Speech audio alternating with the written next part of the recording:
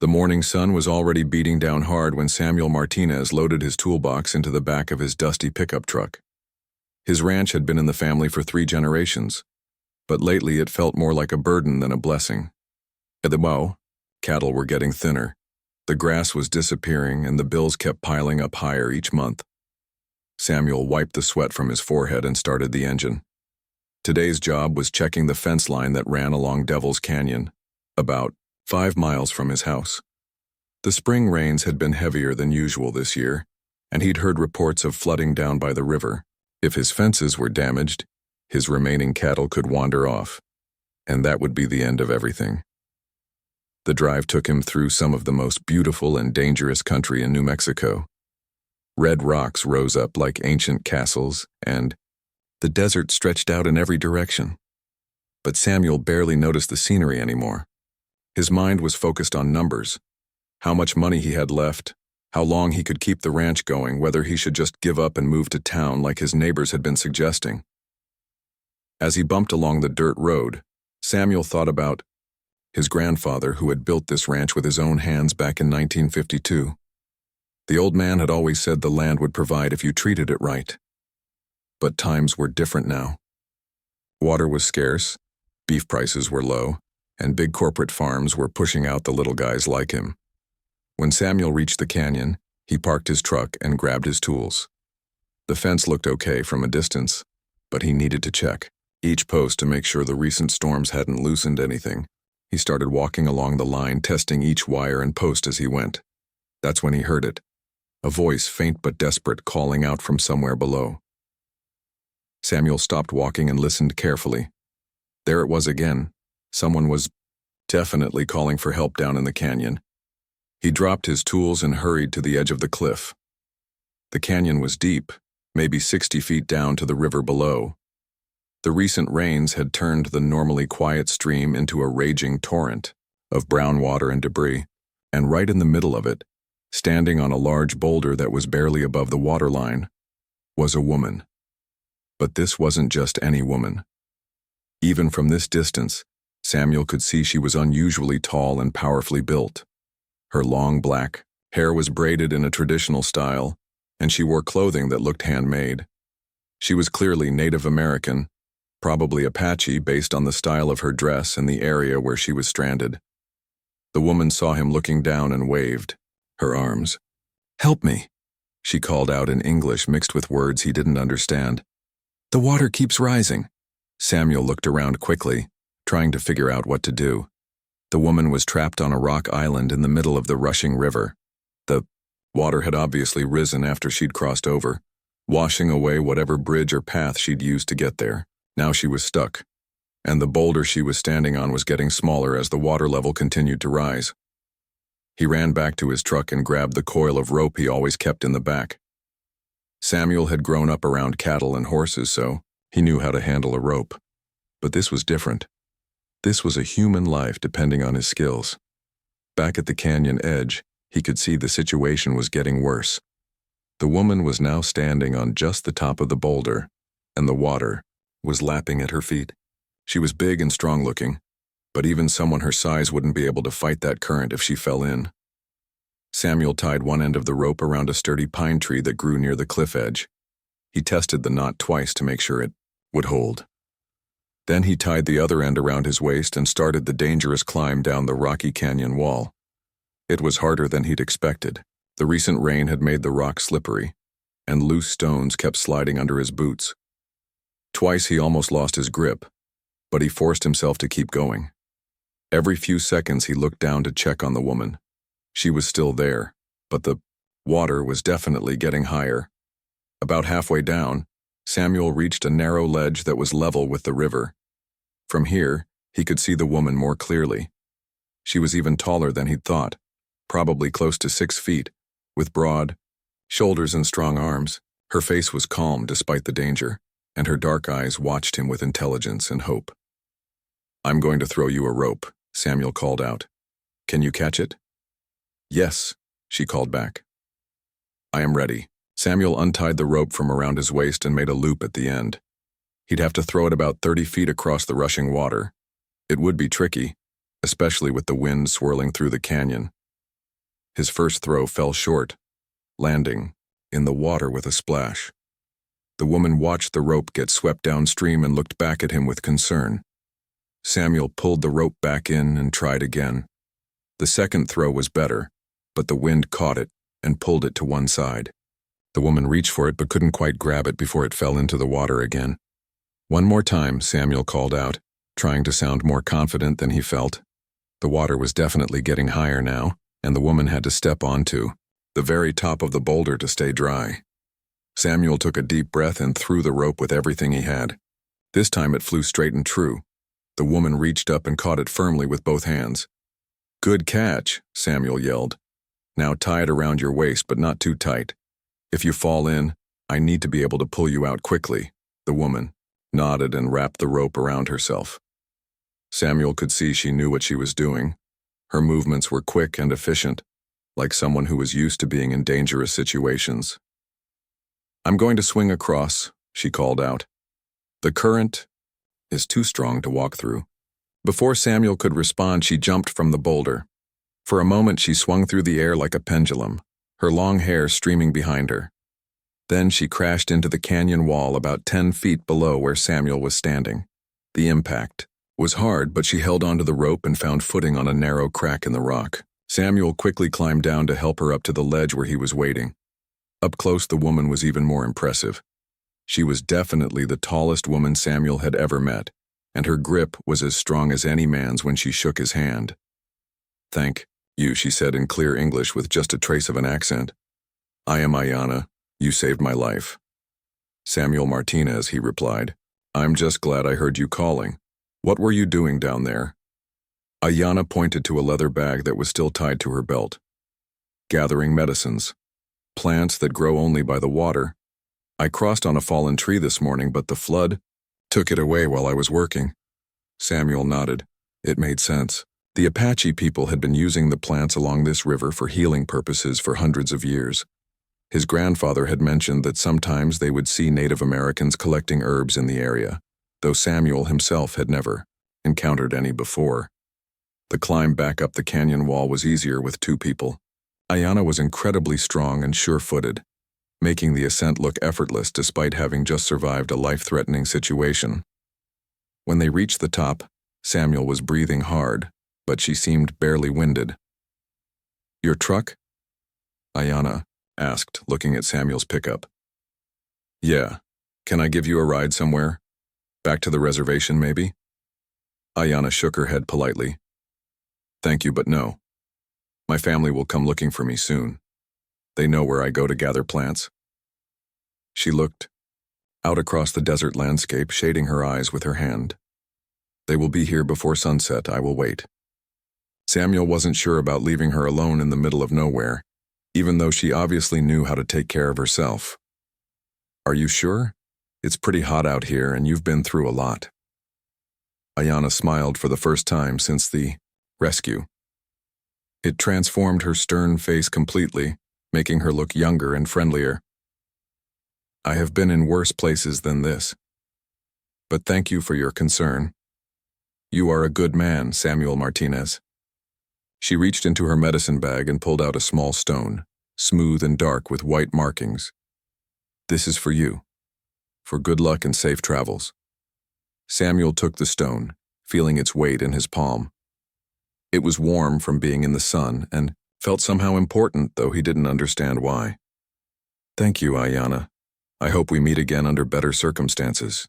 "Perhaps we will," she said, and something in her voice suggested she knew more about the future than she was saying. Samuel watched as she walked away across the desert, moving with the easy confidence of someone who belonged in this harsh landscape.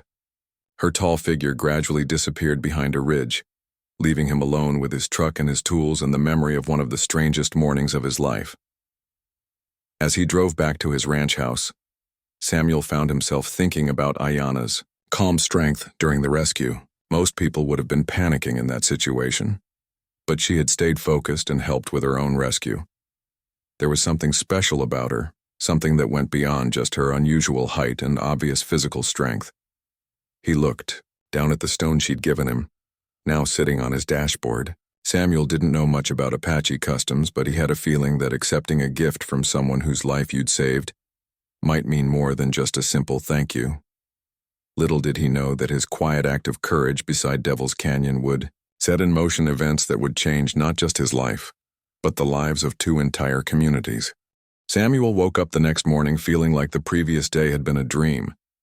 Had he really rescued a 6-foot-tall Apache woman from a flooding river? The whole thing seemed too strange to be real. But when he looked at his nightstand, there was the smooth stone Ayanna had given him, proof that it had actually happened. He made his coffee and stepped out onto his front porch to check the weather. The sky was clear and blue, promising another hot day. Samuel was planning to spend the morning fixing a broken water pump when he noticed something on the horizon that made him pause with his coffee cup halfway to his lips. Dust clouds were rising in the distance, moving toward his ranch. In this part of New Mexico, dust clouds usually meant one of three things: a windstorm, a herd of cattle, or vehicles traveling fast across the desert. The sky was too calm for wind, and he could see the dust was moving in a straight line, so it had to be vehicles. As the dust clouds got closer, Samuel could make out 3 figures on horseback.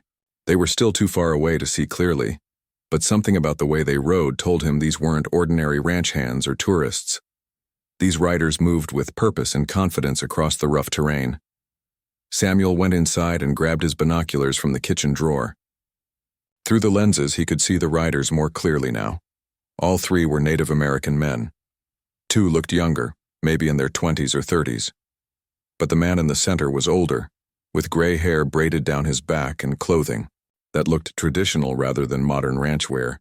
They were heading straight for his house. Samuel put down the binoculars and tried to think. Yesterday's rescue had seemed like a simple good deed: help someone in trouble and move on with your life.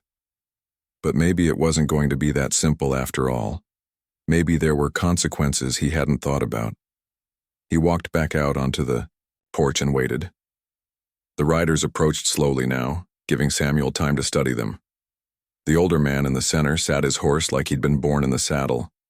His face was weathered and serious, with deep lines around his eyes that spoke of many years under the desert sun. This was clearly someone important, someone used to being in charge. The 2 younger men flanking him looked alert and watchful, like bodyguards or warriors. They kept their hands near their belts, though Samuel couldn't see any obvious weapons. Still, there was something about their posture that suggested they could handle themselves in a fight if necessary. When they reached the fence around Samuel's front yard, the older man raised his right hand in what seemed like a greeting. Samuel raised his own hand in response, then walked down the porch steps to meet them. "Good morning," Samuel said, trying to keep his voice steady. "Can I help you gentlemen with something?" The older man dismounted with surprising grace for someone his age. Up close, Samuel could see he was probably in his 60s, but his movements were strong and sure. He wore a silver and turquoise necklace that caught the morning sunlight, and his boots looked handmade. "I am Joseph Crow Feather," the man said in perfect English with only a slight accent. "These are my nephews, Thomas and David. I believe you know my daughter." Samuel felt his stomach drop. Ayanna's father. He should have realized this might happen. "Yes, sir," Samuel replied. "I met Ayanna yesterday. Is she okay?" Joseph studied Samuel's face carefully, as if he was trying to read something there. "She is well. She told me what happened at the river. She told me how you risked your life to save hers." The 2 younger men remained on their horses, watching Samuel closely. He got the feeling that what happened in the next few minutes would be very important, though he wasn't sure exactly why. "Anyone would have done the same thing," Samuel said. "I just happened to be in the right place at the right time." Joseph shook his head slowly. "No, not anyone would have done what you did. Many people would have been afraid to climb down into the canyon. Others might have tried to help but would not have known how. Some would have convinced themselves it was not their responsibility." He paused and looked around Samuel's ranch. The small house, the worn-out barns, the empty pastures where cattle should have been grazing. "My daughter also told me you were respectful. You offered her help without asking for anything in return. You did not try to take advantage of the situation, Samuel felt his face getting warm. Sir, I don't know what kind of man you think would take advantage of someone who just nearly drowned, but that's not me. Joseph smiled for the first time since arriving. That is exactly what I hoped you would say. In our culture, when someone saves the life of a family member, it creates a debt. Not a debt of money, but a debt of honor. This debt must be acknowledged properly. One of the younger men, Thomas, spoke up from his horse. Uncle, are you sure about this? We don't really know this man. Joseph turned and said something in Apache that sounded firm but not angry. Thomas nodded and fell silent. But Samuel could see he wasn't entirely convinced about whatever his uncle had in mind. Please, Joseph said to Samuel, may we sit in the shade? This conversation will take some time. Samuel gestured toward his porch. Of course. Can I offer you some water? Coffee? Water would be good, Joseph said. The two younger men dismounted and tied their horses to Samuel's fence posts. All three men followed Samuel up onto the porch and settled into the old chairs and bench he kept there. Samuel went inside and came back with a pitcher of cold water and 4 glasses. As they drank, Joseph looked out across the ranch property with the practiced eye of someone who understood land and livestock. You're having troubles here, he said. It wasn't a question. Samuel sighed. Yes, sir. The drought has been hard on everyone, but especially the smaller ranches like this one. We're barely hanging on. How long has your family owned this land? My grandfather bought it in 1952, built everything you see here with his own hands. My father expanded it some, and now it's mine, or it will be until the bank takes it away. Joseph nodded thoughtfully. 1952. That was a complicated time. Many boundaries were being redrawn then. Many promises were being made and broken. Samuel wasn't sure what that meant, but he sensed there was more to it than casual conversation. Joseph reached into a leather pouch attached to his belt and withdrew, something wrapped in soft cloth. He unfolded the cloth carefully, revealing an ornate bracelet made of silver and turquoise. Even Samuel, who knew nothing about Native American jewelry, could tell this was something special and valuable. This belonged to my grandmother, Joseph said. She wore it on her wedding day in 1898. It has been passed down through our family for generations. He held it out toward Samuel, who automatically reached for it, then stopped. Sir, I can't take something that valuable. I appreciate the gesture, but please, Joseph interrupted. Look at it, but do not take it yet. There is more. Samuel looked at the bracelet closely. The silverwork was incredibly detailed, with symbols and patterns he didn't recognize. The turquoise stones were a deep blue-green color that seemed to glow in the morning light. Joseph reached into the cloth wrapping again and pulled out a folded piece of paper that looked very old. The edges were yellow and brittle, and the paper had that texture that comes with age.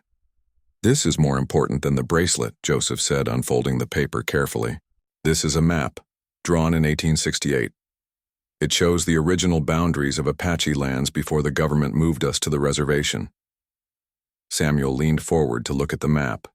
It was hand-drawn but detailed, with landmarks and geographical features, marked in both English and what he assumed was Apache writing. Rivers, mountains, and canyons were all carefully noted. I don't understand, Samuel said. What does this have to do with me?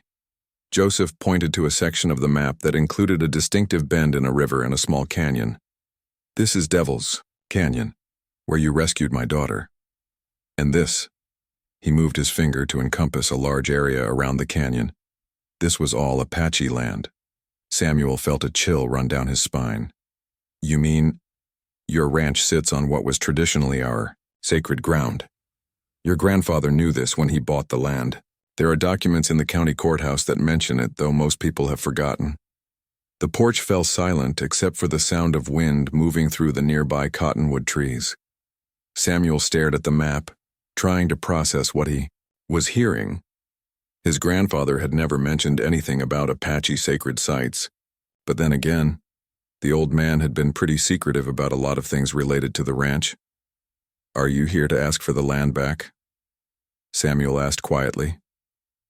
Joseph smiled and shook his head. No, that is not why I came. If we wanted to make legal claims to this land, we would have done it years ago. We are here because of what you did for Ayana and because of what we might be able to do for each other. He folded the map and put it back in the cloth wrapping along with the bracelet. Your ranch is failing because you don't have enough water. Is that correct? Samuel nodded.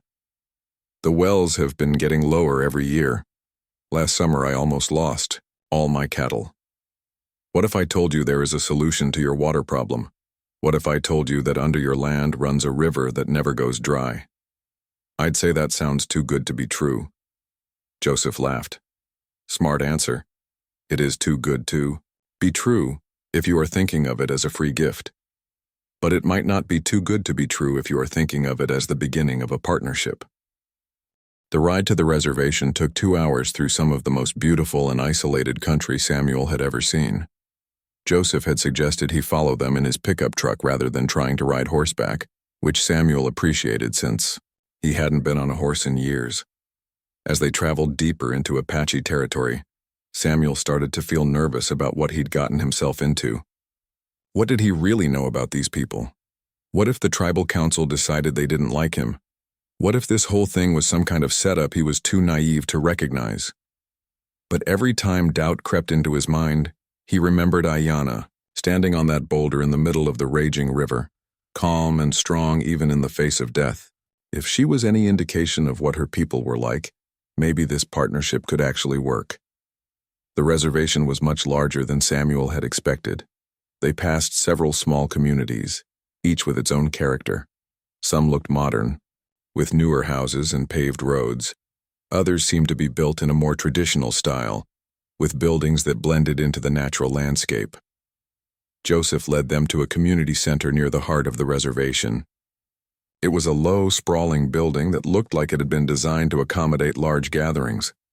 Several dozen cars and trucks were parked outside, and Samuel could see people moving around inside through the large windows. The council is already meeting, Joseph explained as they parked. They have been discussing our proposal for 3 days. Tonight you will have a chance to speak for yourself. Samuel's mouth felt dry. What should I say? Tell the truth. That is all we ask of anyone.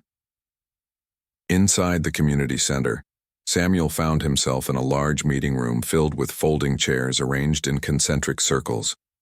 About 50 people were present, ranging from teenagers to elderly men and women who looked like they might be in their 80s or 90s.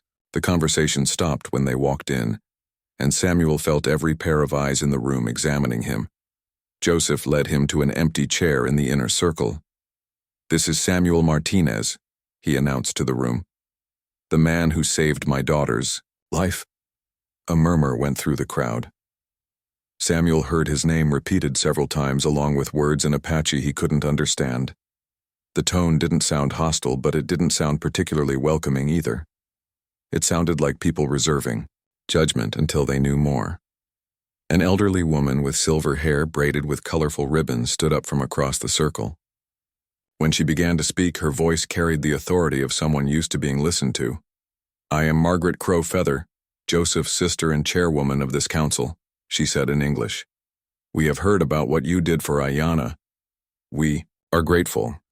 But gratitude alone is not enough to base a business partnership on. She sat back down, and a middle-aged man near her stood up next. I am Robert Whitehorse. I run our economic development office. Mr. Martinez, can you tell us why you think this partnership would work? What do you know about running a cattle operation? With Apache workers? Samuel stood up, feeling awkward and out of place. Honestly, sir, I don't know anything about that. I've been running a small ranch by myself for the past 10 years, and I haven't been doing a very good job of it. My cattle operation is failing. A few people in the room chuckled, though Samuel couldn't tell if they were laughing with him or at him. But, he continued, I know how to work hard, and I know how to treat people fairly. My grandfather always taught me that if you're going to do business with someone, you better be prepared to trust them and be worthy of their trust in return. An older man with a gruff voice called out from the back of the room. Easy words to say. Harder to live by when money gets tight and tempers get hot. Samuel nodded. You're right, sir.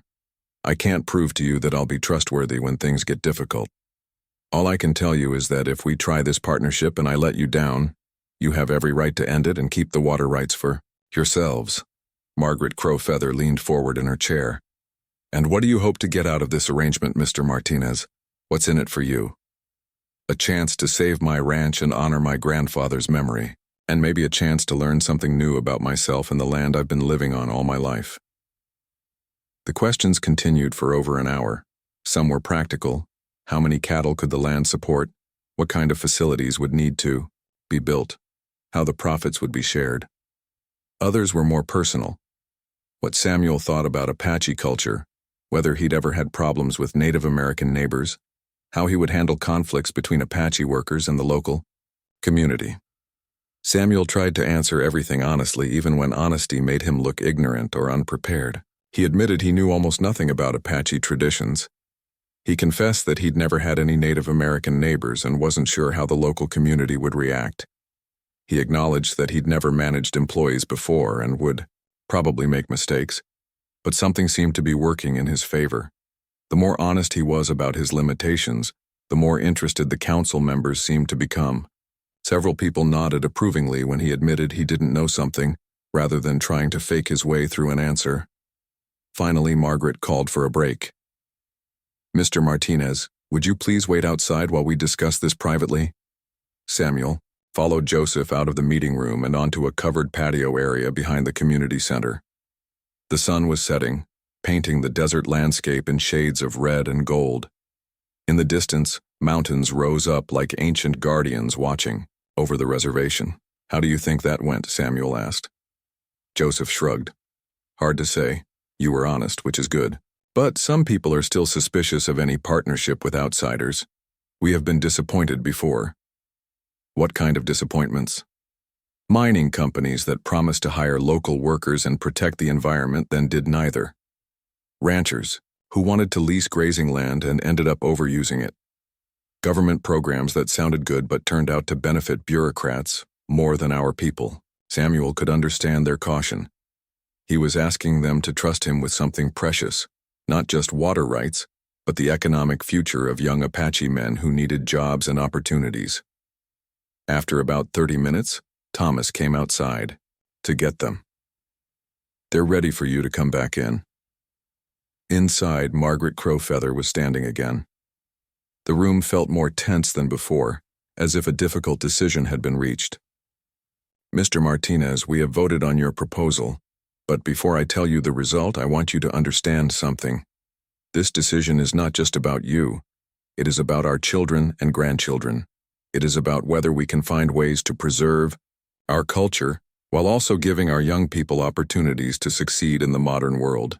Samuel nodded, not trusting himself to speak. "We have decided to approve a trial partnership.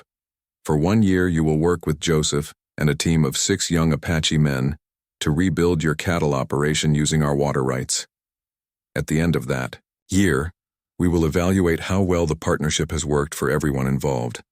Samuel felt a surge of relief and excitement, but Margaret wasn't finished.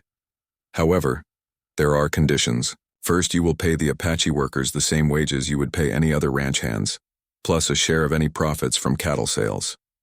Second, you will allow our cultural advisors to visit the ranch regularly to ensure that traditional ways of working with animals and land are being respected alongside modern methods.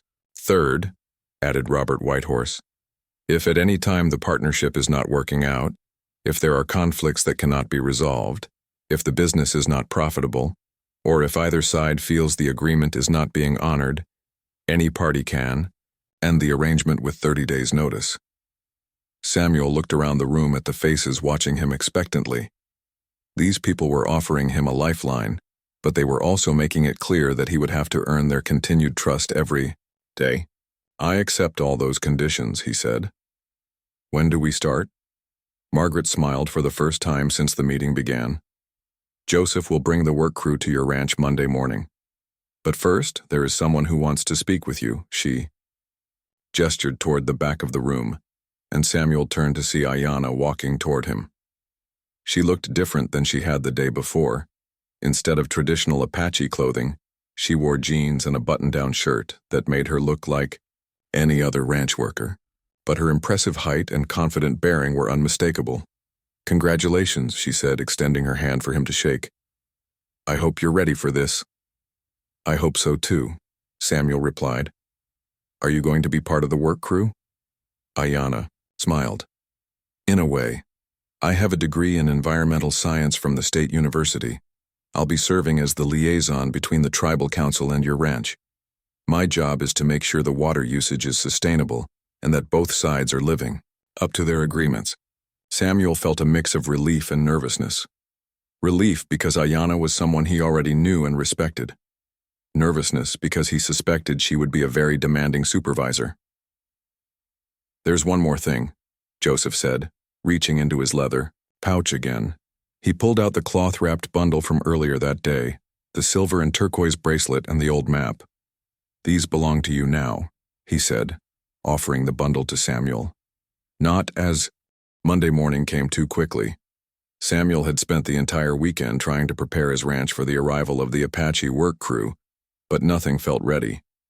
He'd cleaned out the old bunkhouse that hadn't been used in years, stocked up on food and supplies, and tried to figure out exactly what needed to be done first, but he still felt like he was stumbling around in the dark. At 7 in the morning, he heard vehicles approaching and stepped out onto his porch. 2 pickup trucks were coming up his driveway, followed by a large trailer carrying what looked like well drilling equipment. Samuel felt his stomach tighten with nervous excitement. Joseph got out of the first truck, along with a young Apache man who looked to be about 25 years old. The second truck held 5 more young men, all dressed in work clothes and looking ready for business. Ayanna emerged from the passenger seat of Joseph's truck, carrying a clipboard and looking very official. "Good morning, Samuel," Joseph called out. "Are you ready to get started?" "Ready as I'll ever be," Samuel replied, walking down to meet them. Joseph began introducing the work crew one by one. There was William Crow Dog, who had experience with heavy machinery and would be in charge of drilling the new wells. Peter Yazzie knew about cattle and had worked on several ranches on the reservation. Michael Two Hawks was young but eager to learn everything he could about ranch management. The other 3, Raymond Begay, James Whitehorse, and Carl Apache, were all in their early 20s and had various levels of experience with outdoor work. What struck Samuel immediately was how seriously they all took this opportunity. These weren't young men looking for an easy job. They were here to prove themselves and learn skills that would help their families and community. "Before we start any physical work," Ayanna announced, "we need to have a meeting about expectations and ground rules. Everyone needs to understand exactly what this partnership involves." They gathered around a picnic table that Samuel had set up in the shade of his largest cottonwood tree. Ayanna opened her clipboard and pulled out several sheets of paper. "First," she said, "let's talk about the work schedule. We'll be here Monday through Friday, 7 in the morning until 5 in the evening. Samuel, you'll be working alongside the crew, not just supervising. Everyone pulls their own weight." Samuel nodded. He'd expected that. "Second, safety is everyone's responsibility. This ranch is going to have a lot of new equipment and activities happening. If anyone sees something dangerous, they speak up immediately. No one's pride is worth getting hurt over." William raised his hand. "What about cultural differences? I mean, we all have different ways of doing things." It was a good question, and Samuel was glad someone had asked it directly rather than letting it become a source of tension later. Ayanna looked at Samuel. "How do you want to handle that?" Samuel thought for a moment. "I figure we all have things to learn from each other. If someone knows a better way to do something, I want to hear about it. If I'm doing something that doesn't make sense, tell me. The goal is to make this ranch successful, not to prove who's right about everything." Peter Yazzie, the cattle expert, spoke up. "What about the neighbors? Are they going to have problems with Apache men working here?" It was the question Samuel had been dreading but knew they had to address. "I honestly don't know," he said. "Most of my neighbors keep to themselves, but I can't promise everyone's going to be friendly. If there are problems, we'll deal with them as they come up." Joseph had been listening quietly, but now he leaned forward. "There's something else we need to discuss. This partnership isn't just about making money. It's about showing both our communities that Apache people and white ranchers can work together successfully. A lot of people on both sides don't believe that's possible. What do you mean? Asked Michael, the youngest member of the crew. I mean, some people from our tribe think Samuel will take advantage of us or treat us unfairly when things get difficult. And some of Samuel's neighbors probably think we're going to cause trouble or not work as hard as white ranch hands. Samuel felt uncomfortable having his neighbor's potential prejudices discussed so openly, but he knew Joseph was right. These were real issues that would affect everyone involved. So how do we handle that? Samuel asked. Ayanna smiled grimly. We work twice as hard and do twice as good a job as anyone expects. We prove the doubters wrong through results, not arguments. With that sobering conversation behind them, they got down to the practical business of transforming Samuel's failing ranch. The first priority was water. William and his drilling crew started work on the new wells that would tap into the underground river system the Apache tribe now controlled. Samuel had never seen well drilling equipment up close before. The process was more complex and noisy than he'd expected. William explained each step as they went, teaching Samuel about water table levels, pump systems, and the geological layers beneath his land. This underground river has been flowing through here for thousands of years, William said as his drill bit deeper into the earth. Our ancestors knew about it long before the first white settlers arrived. They used to come here for ceremonies, because the water was considered sacred. Samuel felt a chill hearing that. And now I'm using it for cattle? William shrugged. Water is meant to be used for life. Cattle are living creatures too. As long as we don't waste it or pollute it, I think our ancestors would approve. While the well crew worked, Peter Yazzie walked the ranch with Samuel, evaluating the condition of the existing pastures and planning improvements. Peter had a way of looking at land that was different from anything Samuel had learned. Where Samuel saw problems like overgrazed areas and eroded soil, Peter saw opportunities for restoration. Traditional Apache ranching methods focus on working with the natural cycles of the land, Peter explained as they stood looking out over a particularly bare section of pasture. Instead of trying to force the grass to grow where it doesn't want to, we rotate the cattle more frequently and let different areas rest and recover. That sounds like it would require more fencing and more labor, Samuel said.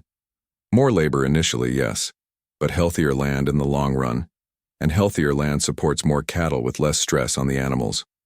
Peter's approach made sense, but it was completely different from the way Samuel's grandfather had run the ranch. Samuel found himself caught between wanting to honor his family's traditions and recognizing that those traditions hadn't been working very well lately. The real test of the partnership came at the end of the first week, when Samuel's closest neighbor, Frank Morrison, drove up to the ranch house just as the work crew was finishing for the day. Frank was a man in his 50s who owned a much larger spread to the east of Samuel's property. He'd never been particularly friendly, but he'd never been hostile either. Today, though, his expression was hard as he got out of his truck. Samuel, Frank said curtly, nodding toward the Apache men who were loading tools into their trucks. We need to talk. Samuel felt his stomach drop, but he tried to keep his voice neutral. Sure, Frank. What's on your mind? Frank waited until the work crew had driven away before speaking. I'm hearing stories about what you're doing here. Partnership with the tribe, Apache workers, some kind of special water deal. That true? It's true. The tribal council approved a joint venture to rebuild my cattle operation. Frank's face darkened. You realize what kind of precedent this sets? You give the Indians a foothold here, and pretty soon they'll be claiming all kinds of historical rights to our land. Samuel felt anger rising in his chest, but he forced himself to stay calm. They're not claiming anything, Frank. This is a legitimate business partnership that benefits everyone involved. Is it? Because I'm hearing that you're getting free water while the rest of us are paying through the nose to keep our operations going. That doesn't sound like a partnership to me. That sounds like preferential treatment. The water isn't free, Samuel replied. I'm sharing profits with the tribal council and employing 6 of their young men. Everyone's getting fair value for what they're contributing. Frank shook his head. You're naive, Samuel. These people have been fighting the government over land rights for 100 years. You think they're really interested in helping some white rancher succeed? They're using you to get a foothold in the area, and when they don't need you anymore, you'll find out how much your partnership really means to them. Samuel felt his temper starting to slip. The only people I've seen trying to take advantage of anyone around here are the banks and the big corporate ranchers who've been squeezing out family operations like mine for the past 20 years. That's business, Samuel. This is different. This is about, well, it's about keeping things the way they're supposed to be. The two men stared at each other for a long moment. Samuel realized that Frank wasn't just upset about the business arrangement. He was upset about the idea of Apache people working as equals with white ranchers in what Frank considered his territory. Frank, Samuel said finally, I appreciate your concern, but this partnership is going to continue. The Apache workers are professionals doing good work, and they're helping me save my ranch. If that bothers you, I'm sorry, but it's not going to change. Frank's expression hardened further. I hope you know what you're doing. 6 months had passed since the partnership began, and Samuel's ranch was transformed beyond recognition. The new wells provided all the water they needed, the pastures were green and healthy, and the cattle were thriving under Peter Yazzi's innovative grazing system. More importantly, the Apache work crew had become like family to Samuel. But the success of the ranch operation had come with unexpected challenges. Frank Morrison's hostility had spread to other neighbors, and there had been several incidents. That worried Samuel. Someone had cut his fence lines twice, forcing cattle to wander onto the highway. His mailbox had been knocked down 3 times, and anonymous notes warning him to end the Indian partnership had been left on his truck windshield. Despite these problems, Samuel was more determined than ever to make the partnership work. The Apache crew had proven themselves to be skilled, hardworking, and innovative. They'd taught him ranching techniques his grandfather never knew, and they'd helped him understand his land in ways he'd never considered. On a warm October morning, Samuel was working with Michael Two Hawks to repair a section of fence when they saw a convoy of vehicles approaching from the distance. This wasn't the usual 2 trucks that brought the work crew. This looked like something official. That's the tribal council, Michael said, shading his eyes to get a better look. And some other people I don't recognize. As the vehicles got closer, Samuel could see that Joseph Crowfeather was leading a group that included Margaret Crowfeather and several other tribal council members. But there were also 2 vehicles he didn't recognize, a county government car and what looked like a news van. Samuel's heart started beating faster. In his experience, visits from government officials and news reporters rarely brought good news. The convoy stopped near the ranch house, and Joseph got out looking more serious than Samuel had ever seen him. Margaret emerged from another vehicle, followed by a man in a business suit who was clearly not from the reservation. Samuel, Joseph called out, we need to talk, all of us together. The work crew gathered around as everyone assembled in the shade of the cottonwood trees where they'd held their first meeting 6 months earlier. Samuel noticed that Ayanna was carrying a thick folder of documents and looking very official. The man in the business suit stepped forward first. Mr. Martinez, I'm David Chen from the County Commissioner's office. I'm here because we've received some complaints about your operation here. Samuel felt his stomach drop. What kind of complaints? Allegations that you're violating county zoning laws by operating a commercial enterprise in an area zoned for agriculture, claims that your water usage is excessive and potentially illegal, and concerns about the environmental impact of your cattle operation. Margaret Crowfeather's expression was grim. We've also received complaints, Samuel, from some members of our own tribe who question whether this partnership is really benefiting our people or just helping you profit from our resources. Samuel looked around at the faces surrounding him. The Apache work crew looked worried and confused. Joseph appeared, angry but controlled. Ayanna was studying her documents with the focused attention of someone preparing for battle. I don't understand, Samuel said. Everything we've done here has been legal and above board. We've followed all the environmental guidelines. We've stayed within our water usage limits, and everyone is being paid fairly. David Chen opened his own folder. That may be true, Mr. Martinez, but perception matters as much as reality in these situations. There's going to be a formal review of your partnership agreement and your water usage. Until that review is completed, we're recommending that you suspend all joint operations. You can't do that, William Crow Dog said angrily. We have contracts, we have agreements with the tribal council. The contracts can be honored, Chen replied. But the work would have to be done by the tribal council on their own land, not as part of a joint venture with Mr. Martinez. Samuel felt like the ground was falling out from under him. How long would this review take? Several months at least, maybe longer if there are legal challenges. Joseph stepped forward, and Samuel could see the controlled fury in the older man's eyes. Mr. Chen, who exactly filed these complaints? Chen consulted his notes. I'm not at liberty to reveal specific names, but the complaints came from several local ranchers who are concerned about the precedent this partnership might set. Frank Morrison, Samuel said quietly. It wasn't a question. Chen didn't confirm or deny it, but his expression suggested Samuel was right. Ayanna finally spoke up, her voice crisp and professional. Mr. Chen, I've been documenting every aspect of this partnership for the past 6 months. Water usage, environmental impact, economic benefits, employment records.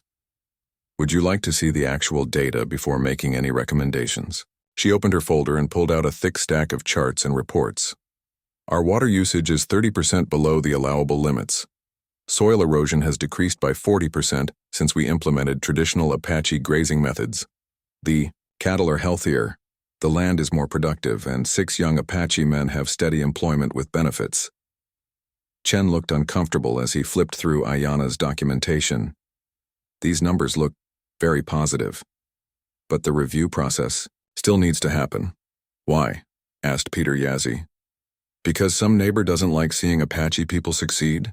The tension in the group was growing, and Samuel could see this was about to become a confrontation that wouldn't help anyone. Wait, he said loudly. Everyone just wait a minute. The group fell silent and turned to look at him. Samuel took a deep breath. Mr. Chen, I understand you have to follow proper procedures, but I want you to know something.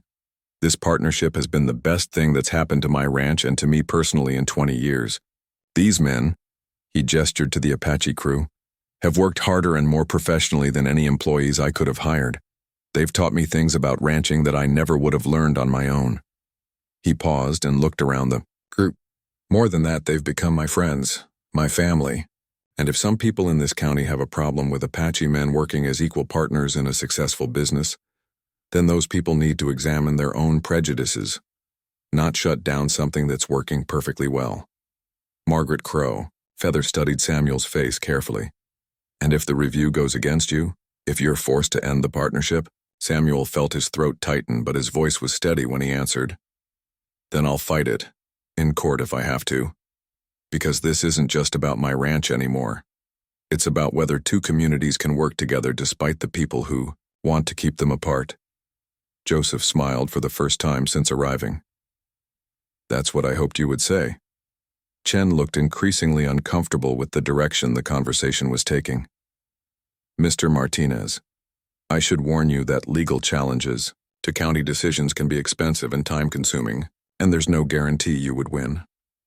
Maybe not, Samuel replied, but there's no guarantee I'd lose either. Ayanna stepped closer to Chen and handed him her folder. Mr. Chen, I suggest you take this documentation back to the county commissioners and show them what this partnership has actually accomplished. Then ask them if they really want to shut down a successful business venture because a few neighbors don't like the ethnicity of the workers. Chen took the folder reluctantly. I'll make sure the commissioners see all the relevant information. See that you do, Margaret said firmly, because the tribal council is prepared to support Samuel's legal challenge if necessary. We have lawyers, too, Mr. Chen. Good ones. After the government official left, the remaining group sat in thoughtful silence for several minutes. Finally, Joseph spoke. Samuel, what you said earlier, about us becoming family, did you mean that? Yes, sir, I meant every word. Joseph reached into his leather pouch and withdrew a small object wrapped in soft cloth. Then I have something for you. He unfolded the cloth to reveal a silver ring set with a piece of turquoise that matched the bracelet Samuel had received months earlier. The ring was clearly very old and very precious. "This belonged to my father," Joseph said. "It's been passed down through 4 generations of crow feather men. I want you to have it." Samuel felt overwhelmed. "Joseph, I can't take something that valuable. That should go to your son, or to one of your nephews. It should go to the man who has proven himself to be part of our family," Joseph replied firmly. "Not by blood, but by choice and by honor." As Samuel slipped the ring onto his finger, he realized that whatever happened with the county review, his life had been permanently changed by that moment 6 months ago when he'd heard Ayanna calling for help from the river. The review process took 4 months, during which the partnership continued to operate under a cloud of uncertainty. Frank Morrison and 2 other ranchers filed additional complaints, claiming the Apache workers were trespassing on public roads and that the increased truck traffic was damaging county infrastructure. But Ayanna's meticulous documentation proved more powerful than the neighbors' complaints.